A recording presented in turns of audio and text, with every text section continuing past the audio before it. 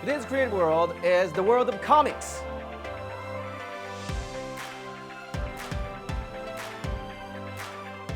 Today's guest is a world-renowned comic book artist and writer. He has been involved in IDW Publishing's Godzilla series from the beginning and is best known for his work on Godzilla Rules of Earth. He has also worked on multiple projects for Godzilla's parent company, Toho. Please welcome Matt Frank. Hello, Matt. Thank you very much for joining us today. How are you? Hey, I'm doing pretty good. You know, I'm working a lot, hardly working, whatever the phrase is, but I'm very happy to be here. Thank you very much for joining us. So, first question: your artworks are quite unique and famous, and then especially related to Godzilla and Ultraman. And could you tell us though about your work and how you got into the field in the first place? Well, I grew up as a really big fan of Japanese culture, starting with kaiju movies and tokusatsu and anime, and a lot of people my age, a lot of young Americans my age, grew up with all of these influences. All of our media was Japanese, but there was something about specifically kaiju and tokusatsu, like Godzilla and Ultraman, that I gravitated towards. And I wanted to draw those things. I wanted to draw those characters. You know, it just became an obsession. And when I became an adult, I started thinking, like, I need to make this into a job. Why did you actually choose the form though? There are a lot of forms or different categories related to that work, but why you like comic book and artist? Well, I think because when you're the artist, when you're the person drawing the images, you kind of can do it however you want. I mean, obviously there's going to be direction and constraints regardless of what you're working on, but you're the one doing it, and you get to be the one to make something in your own little bubble, your own little world. Because I also grew up really idolizing a lot of the works of famous manga artists like Akira Toriyama and Rumiko Takahashi and a lot of the classics, and then I started studying how manga artists especially really do create their own little worlds. And even when working on a licensed project like Godzilla or Ultraman, you get to, and if you're the artist, you get to make your own little bubble, and you're like, okay, everything in this bubble I control. That's right. I'm in charge. Yeah. So that's one of the appeals of it. That's fantastic. Now you're established and successful, but have you experienced any hardship being an artist? Yes, in fact. Especially when you started out? Oh, yes. I believe it was a comedian, Patton Oswalt, who said to appreciate the struggle because it's going to make you better no matter what. And when I started out, one of the struggles is there's this term called imposter syndrome. You don't think you're as good as other people think you are because you're always fighting with yourself and challenging yourself to be better. Right. You're so critical about yourself. And you're comparing yourself to other artists because you think all the other artists are better than you.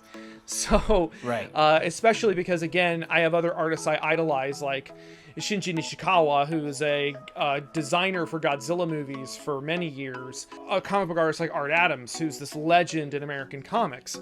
And so when I first started out, I was constantly struggling with trying to match my hero's abilities, even though I physically did not have those skills yet. And I look back on some of my older work and I'm like, oh no, I wouldn't have hired me either.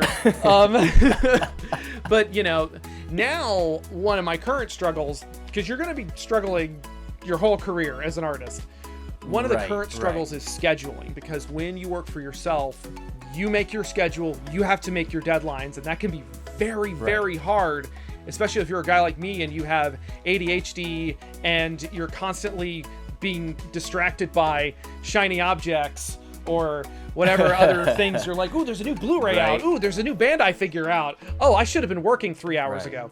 So, Is it like, normal, like your work circumstances? Is it normal to work on the same project at one time, or there are always multiple projects you're working on? It depends on the project and it depends on your schedule.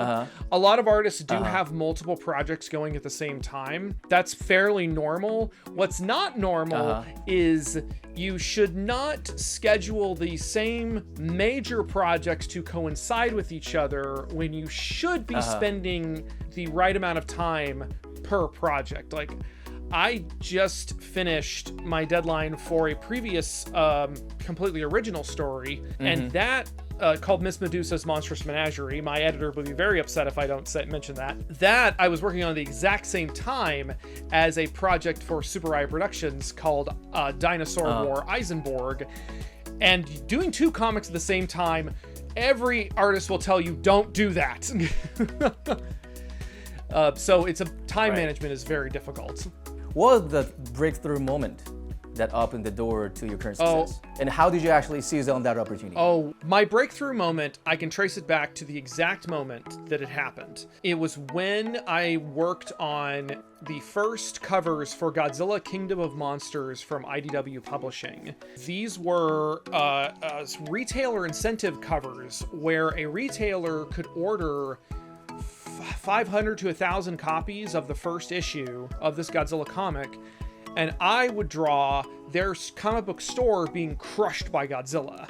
And it was a very cool project, but it was staggering in its scope because they thought they were going to get 25 stores, maybe. They had 75 stores.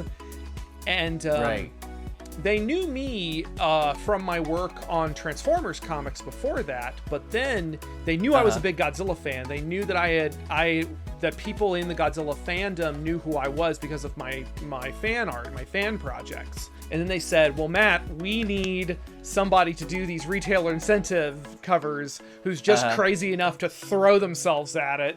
That was the moment that blew the lid off everything for me, because I'm like, this is what I've wanted to do. I've wanted to work on Godzilla. And then you're really passionate about Godzilla. And then also, speaking of Godzilla, Godzilla is really popular and famous around the world, but particularly like the younger generation in America seems to know Godzilla through only Hollywood films.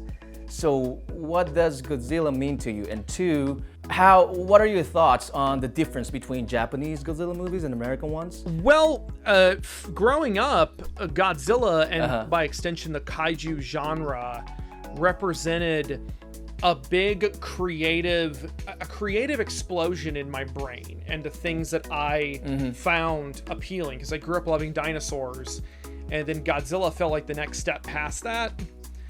And it's this creative fantasy world that also, because it's a monster movie and by extension a form of horror, Godzilla and the kaiju genre represent a lot of the movies are always a reflection of what's going on in the world. I've often said that you can watch the entire Godzilla franchise and get an idea of the socio-political climate of Japan at the time, depending on what movie you're watching.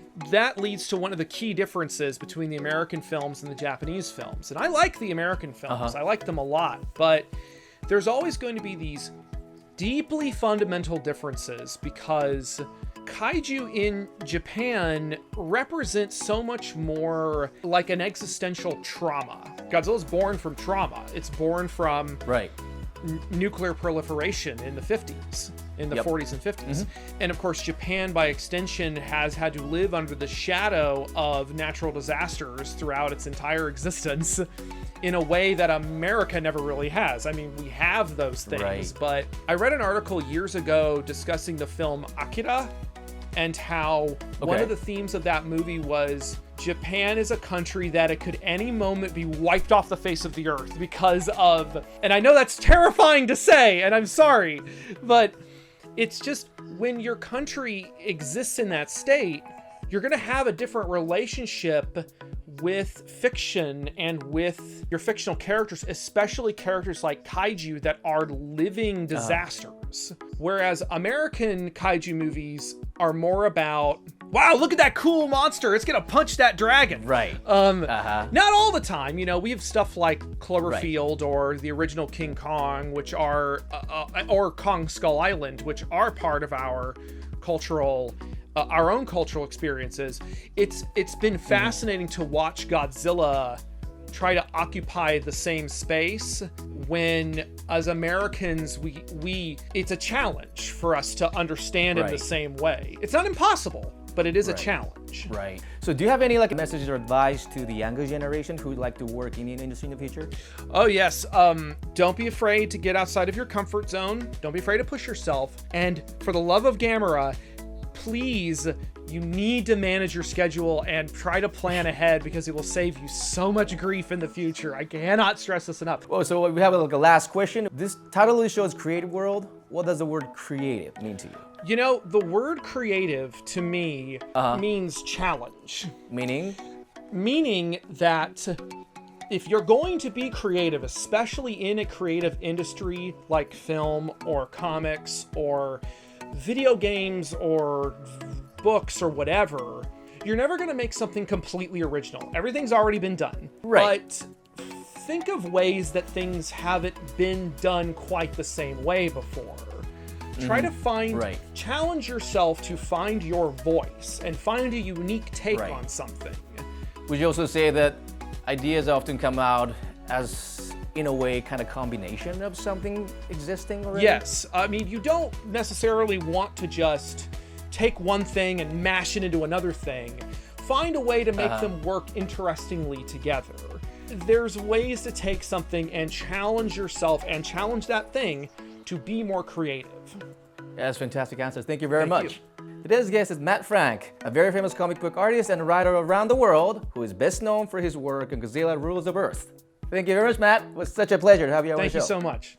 Next, we have very exciting material to show you all. By the way, this episode will be available on YouTube this coming Saturday. For details, please check out our Facebook page. Stay tuned. Wait, there's part 2. Also, don't forget to subscribe to our channel.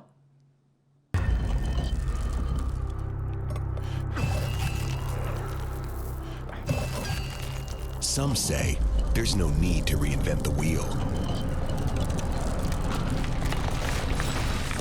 Sure, unless you can make it better. All tires aren't created equal. The Nitto Ridge Grappler.